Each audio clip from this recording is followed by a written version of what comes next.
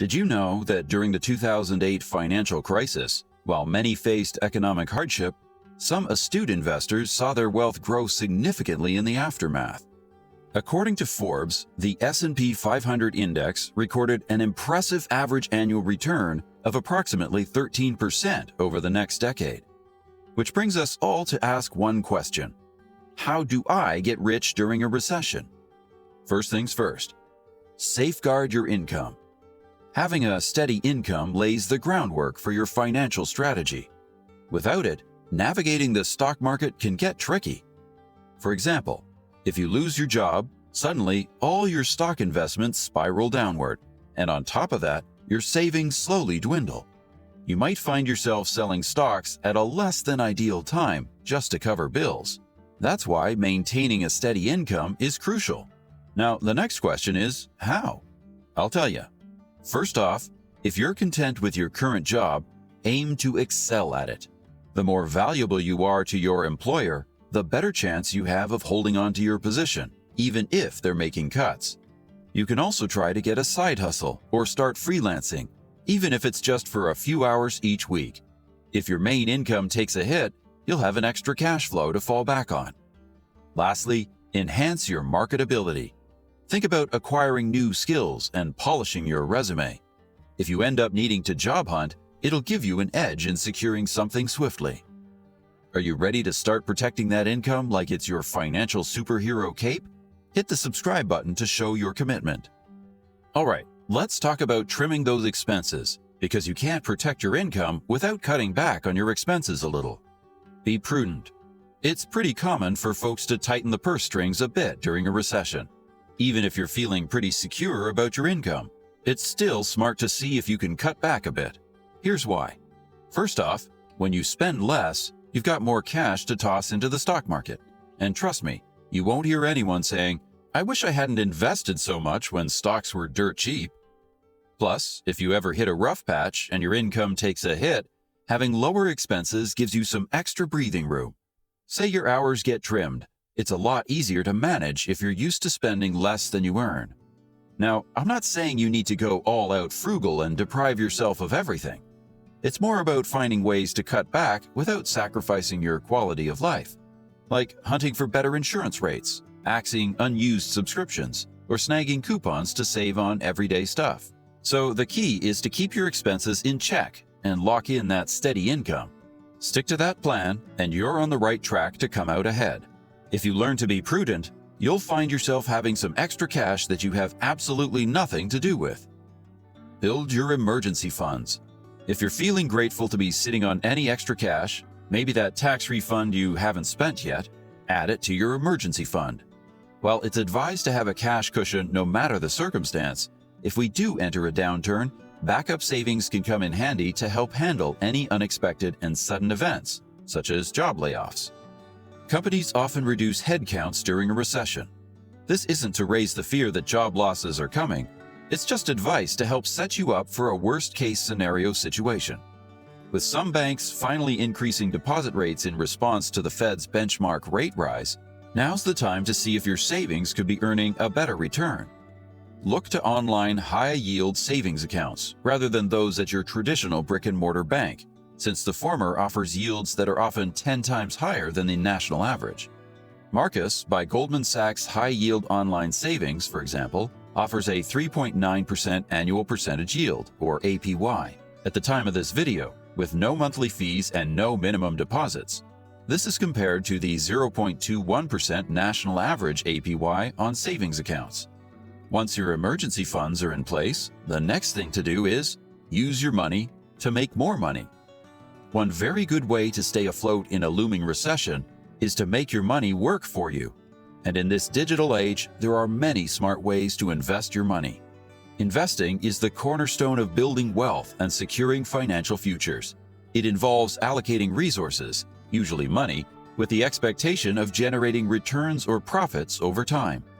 This can be done through various avenues, each with its own risk and return profile. One good one is real estate. When things slow down in the economy, it can actually be a chance to score big in the property market. Now here's the thing. During a recession, property prices don't always drop, But there's a crucial factor to keep an eye on: interest rates. Right now, the Fed is upping its benchmark interest rates to combat inflation. When rates are high, it makes folks think twice about taking out loans for homes or investments. Here's a cool story. Have you ever heard of Sam Zell, aka the Grave Dancer? Back in '73, when the economy was in a rough patch, he swooped in and got top-notch properties at a major discount. So if you've been dreaming of investing in properties, this recession might just be your ticket. And these days, there are services that make it super accessible, no matter the size of your budget. Another thing you can invest in is stocks. If you're looking to make the most out of a recession, consider putting your money into some solid, cash-rich defensive stocks. When things slow down, the stock market tends to take a hit, which can lead to lower prices. Now, this might seem a bit nerve-wracking, but historically, markets have always bounced back after a recession. Here's a pro tip. Think about investing through tax-advantaged retirement accounts like 401ks, traditional IRAs, or Roth IRAs. They offer some nice tax benefits, though you'll need to wait until you're about 59 and a half to withdraw without any penalties. If you're not keen on waiting, you can also go for an individual brokerage account. For those just starting out, investing in funds like index funds tracking the S&P 500 can be a smart move. They give you a piece of the action in the 500 biggest publicly traded companies in the US stock market. So take advantage of the opportunity, and who knows, you might just come out ahead.